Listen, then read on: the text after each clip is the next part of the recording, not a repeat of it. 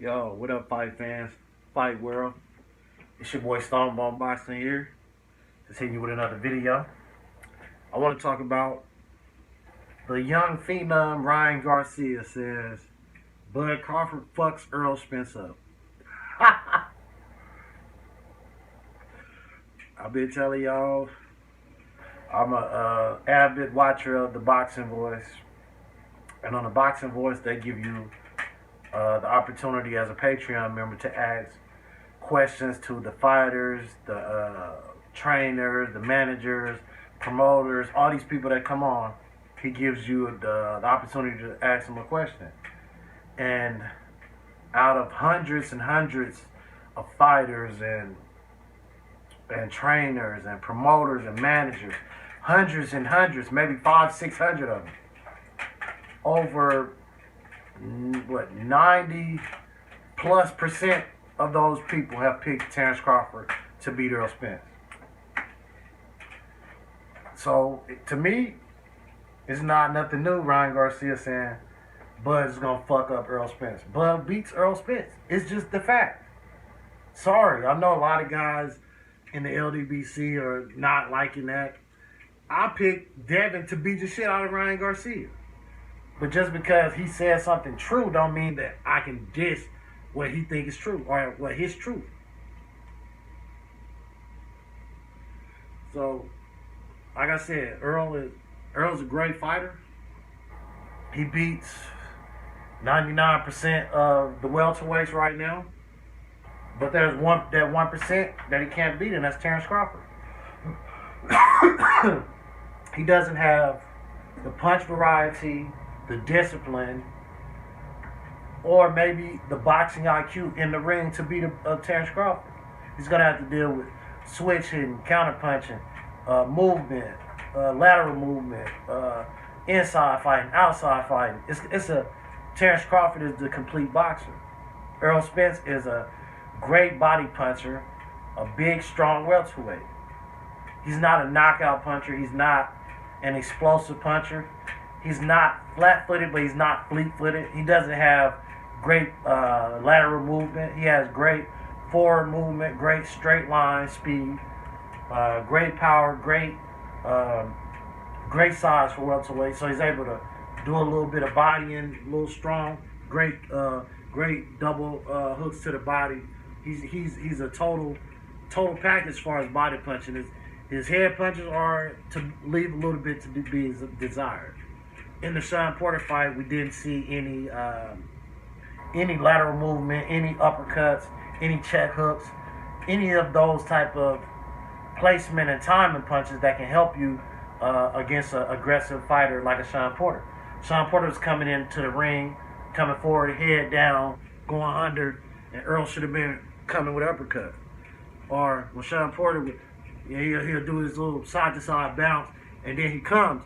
Errol's supposed to step back at an angle, check hook him, push Sean Porter forward. So there's things that Errol could have done that he didn't do.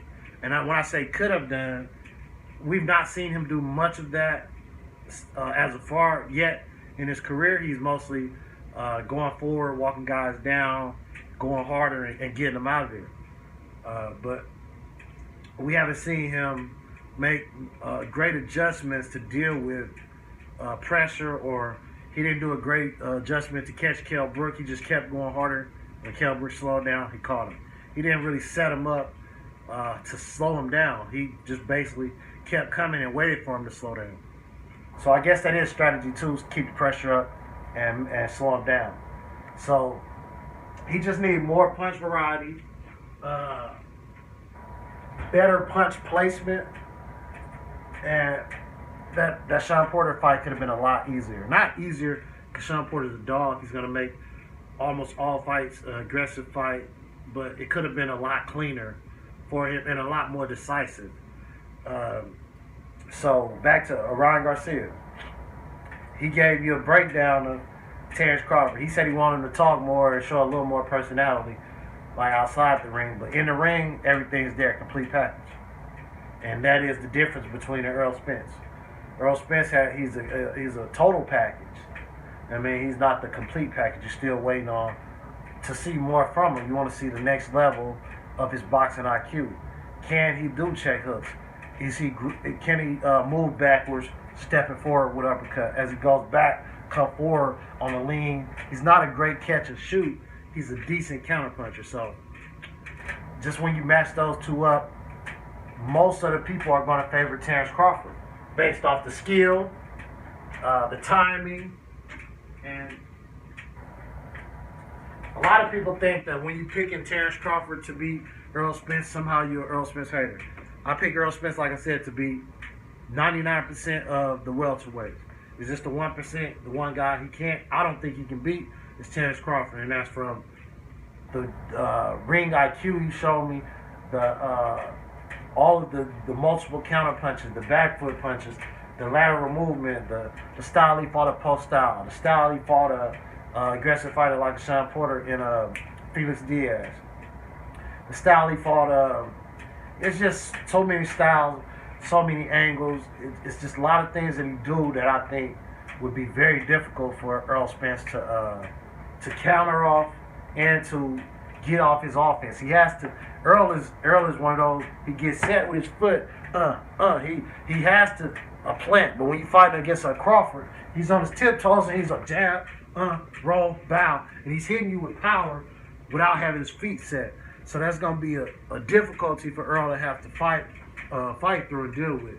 But Ryan Garcia said he fuck him up. I pick him to beat him, and almost 90% of the fighters and trainers who came on the Boxing Voice that we personally asked questions, if they weren't from Texas or if they didn't have some type of friendship or alliance with Errol and the Spence camp, they picked Crawford. So Ryan Garcia, I don't think he's wrong in this one. Starbound Boxing.